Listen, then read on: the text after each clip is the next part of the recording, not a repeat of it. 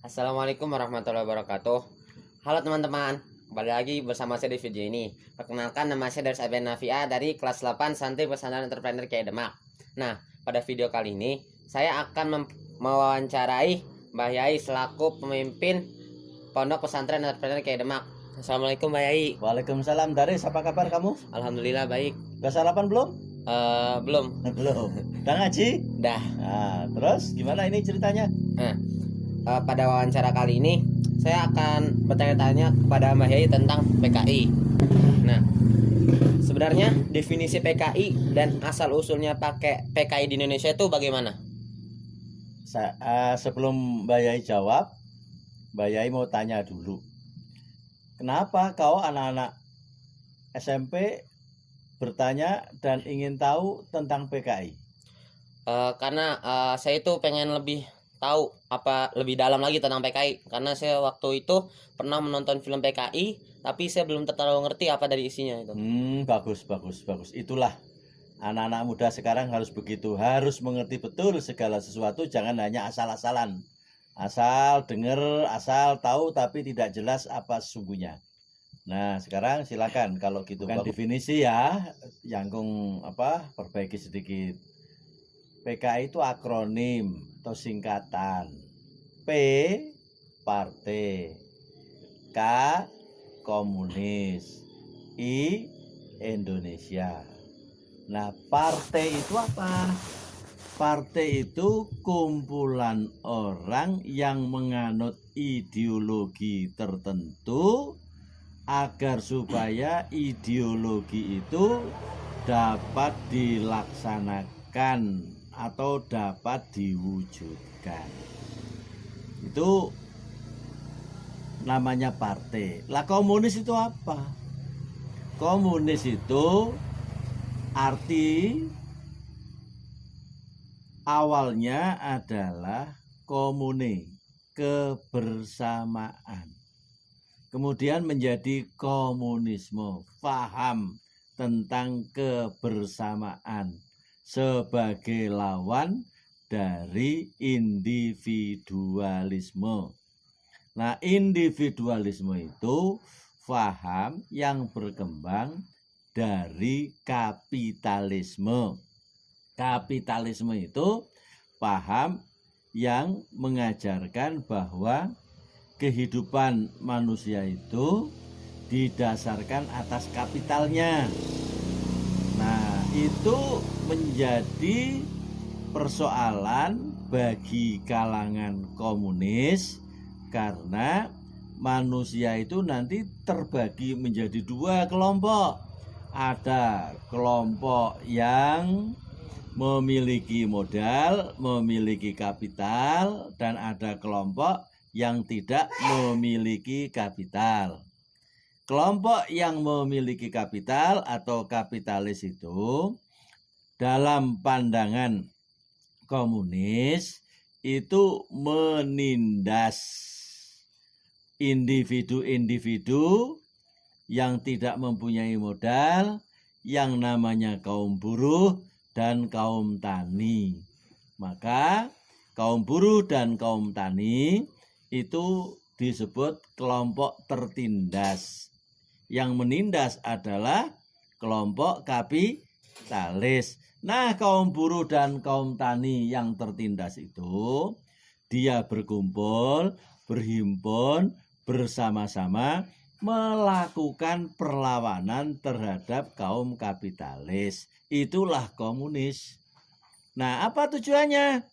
Tujuannya adalah bahwa kekayaan, penghasilan, ataupun kesejahteraan masyarakat itu harus sama rata sama rasa. Komunalisme, tidak ada yang satu kaya raya, yang satu miskin. Nah, perjuangan itu namanya perjuangan kelas. Itulah yang dilakukan oleh komunis dan mereka membentuk partai untuk menuju cita-cita yang semacam itu. Nah, dibawalah ke Indonesia dari Belanda oleh Snavely. Snavely mengajarkan ajaran semacam itu.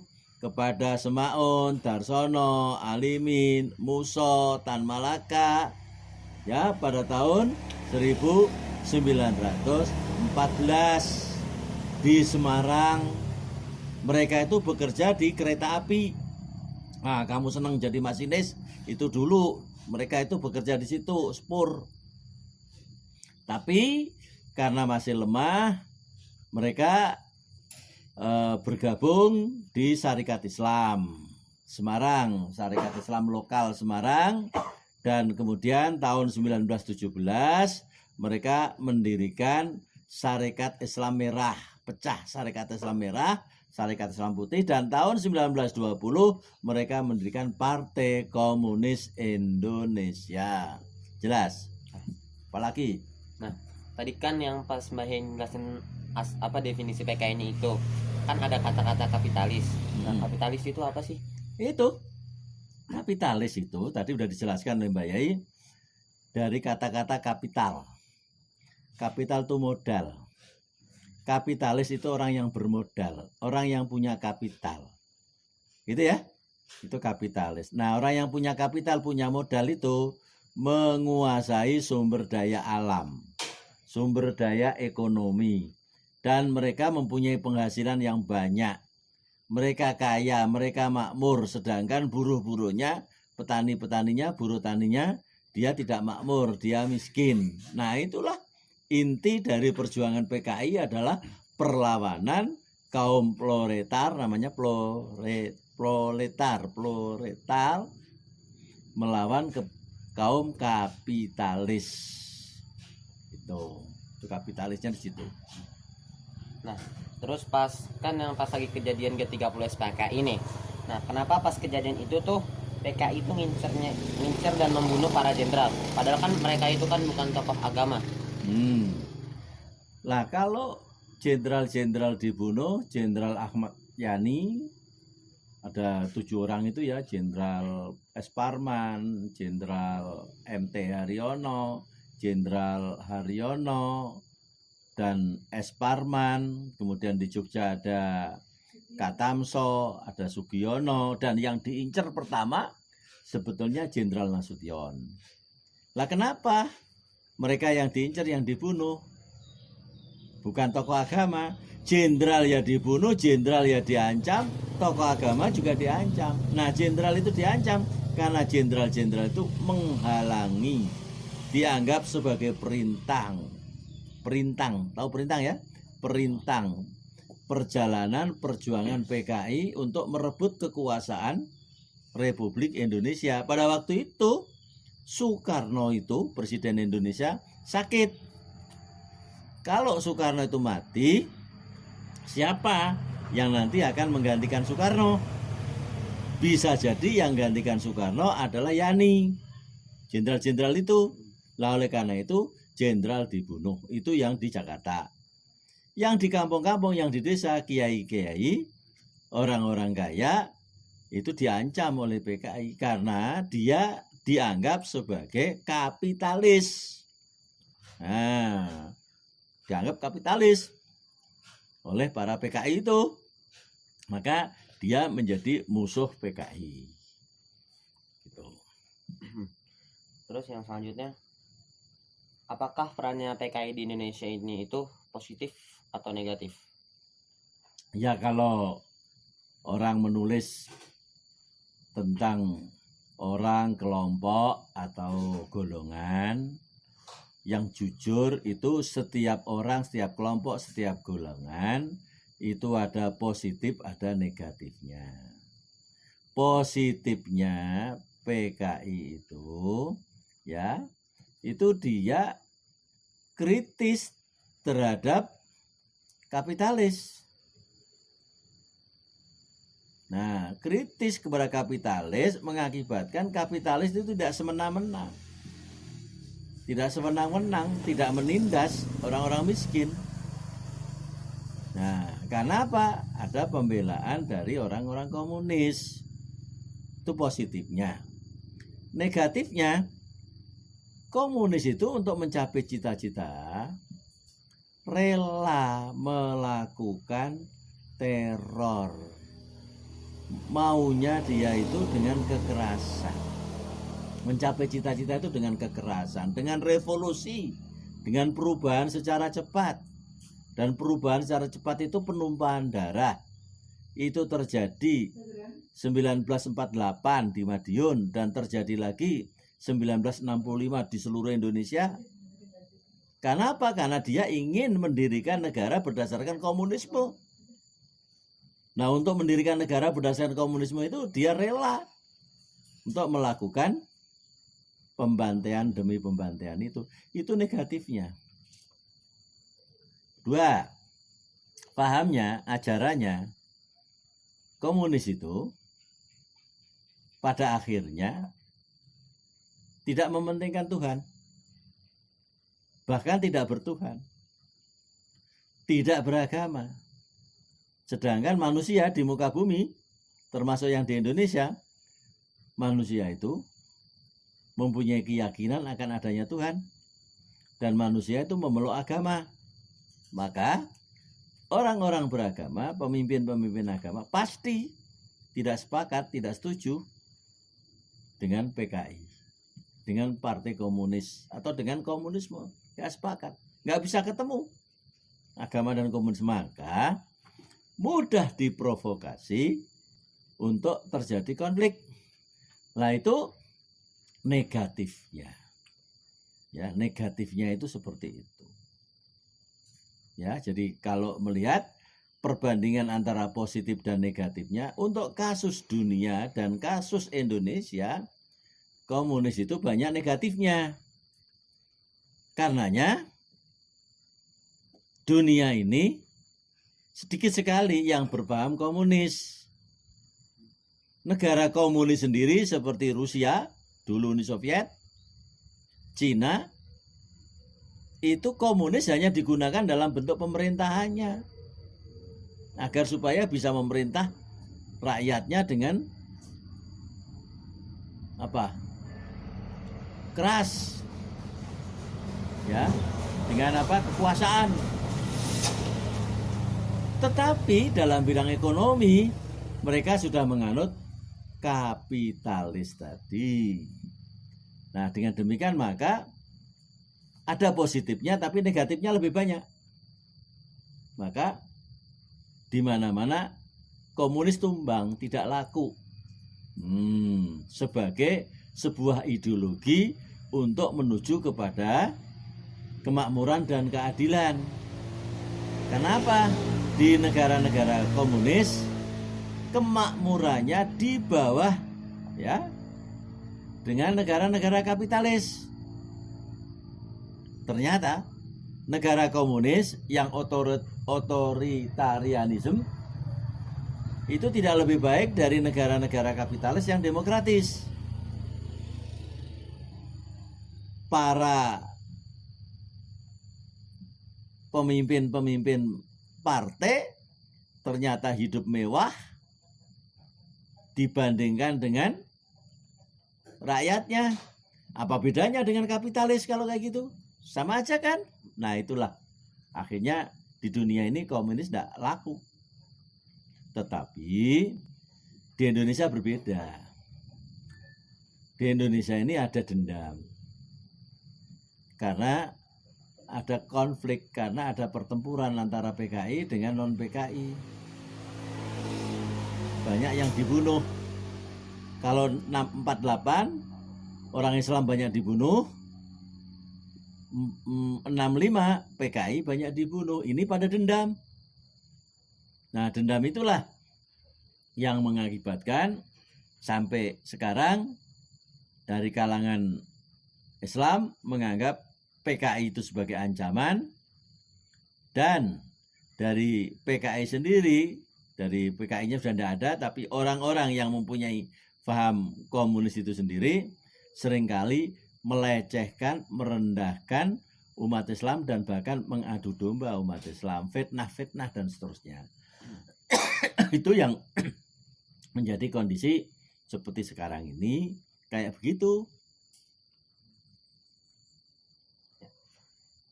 Terus untuk keberadaan PKI atau orang-orang yang masih berpaham komunis di Indonesia sekarang ini bagaimana? Masih ada atau tidak?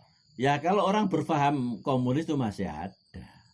Sama halnya orang yang berpaham NII, Negara Islam Indonesia, masih ada. Sama juga orang yang berpaham negara Pancasila. Sama aja, ada orang yang berpaham nggak peduli apa Pancasila, apa NII, apa komunis, yang penting aku hidup. Ada orang-orang jalanan, orang-orang geng-geng itu kan nggak berpikir itu. Hah? Yang penting dia dapat makan, yang penting dia bisa seneng-seneng, bisa hura-hura, bisa minta uang di pinggir-pinggir jalan, habis itu dia beli miras. Hah? Apa itu? Pancasila kah? Tidak. Agamis kah? Tidak. Komunis kah? Tidak. Ada yang kayak gitu dan banyak itu yang kayak gitu. Yaitu geng-geng motor dan sebagainya yang suka berantem, suka merusak dan sebagainya itu. Geng-geng itu kalau demo, ada demo-demo, dia ikut nimbrung, kemudian merusak halte-halte bis, merusak kantor-kantor, dilempari batu-batu. Itu apa orang kayak gitu? Nah ini tidak berpaham, tidak punya ideologi yang bagus, tapi ideologinya adalah ideologi hanya maunya senang sendiri. Ya. Terus ini yang terakhir, kan sekarang nih banyak nih isu-isu PKI ada lagi, terus banyak juga masjid-masjid yang diserang gitu yang katanya seorang PKI. Nah, bagaimana kita menyikapi sebagai generasi milenial tentang isu-isu tersebut? Ya, seperti tadi pertanyaanmu, bagus kalau generasi muda itu belajar apa sesungguhnya komunis. Ya, mengapa komunis itu lahir dan apa manfaatnya ada komunis. Juga belajar bahwa cara-cara untuk mencapai tujuan komunis itu apa. Seringkali menghalalkan semua cara. Nah, dalam rangka menghalalkan semua cara itu dia melakukan fitnah, provokasi, adu domba. Nah, itulah ada di masjid dicoret-coret, di masjid dikotori. Kemudian kiai atau ustadz ditusuk. Nah, itu provokasi ala komunis. Ya belum tentu yang melakukan itu komunis. Bisa orang yang disuruh agar supaya kecurigaan itu dimunculkan dan tuduhan itu diarahkan kepada komunis. Bisa kayak gitu. Atau memang komunis itu memang masih ada, masih hidup dan masih mendendam, yang dia kemudian melakukan berbagai macam keonaran, teror, provokasi, intimidasi, dan agitasi. Begitu juga lawan-lawannya. Lawan-lawan komunis juga bisa melakukan hal yang sama. Nah, akibatnya apa? Negara kita ini nggak sempat belajar dengan baik, nggak sempat bekerja dengan baik, nggak sempat memproduksi kemajuan-kemajuan, kalah dengan negara karena sibuk dengan urusan-urusan pertengkaran yang semacam itu. Generasi milenial harus menghilangkan itu semua. Nggak perlu yang kayak gitu itu. Nggak perlu ada model-model memperebutkan kekuasaan dengan cara-cara yang semacam itu, atau mempertahankan kekuasaan dengan cara-cara kayak PKI. Itu tidak perlu. Generasi muda itu kuasai ilmu, pengetahuan, dan teknologi, ya, dengan karakter Indonesia, ya, karakter Pancasila, dan mantapkan literasinya, baca menulisnya itu harus kuat sehingga mengerti bagaimana masa depan bangsa dan dunia ini, dan bagaimana dan apa langkah-langkah yang harus dilakukan oleh generasi milenial dalam menghadapi berbagai macam tantangan masa depan. Itu aja. Tapi tetap kita waspada bahwa model PKI itu berbahaya. Dan itu sangat apa namanya? Melambatkan, memperlambat cita-cita bangsa Indonesia untuk berkemajuan. Kalau tetap model-model kayak PKI itu bentrokan, konflik, adu domba, kemudian fitnah memfitnah, negara ini tidak akan maju. Bangsa ini tidak akan maju. Dendam melulu. Gitu loh. Terima kasih Pak Kiai Ya. atas wawancaranya. Kesimpulan yang dapat saya ambil dari yang pertanyaan terakhir ini, kita itu sebagai generasi milenial harus menghilangkan pertengkaran dan harus menguasai IT dengan karakter Indonesia dan Pancasila. Ya. Nah, cukup sampai sini saja wawancara saya dengan Mbak Yai. Terima kasih sudah menonton videonya. Semoga bermanfaat untuk kalian semua. Wassalamualaikum warahmatullahi wabarakatuh. Salam.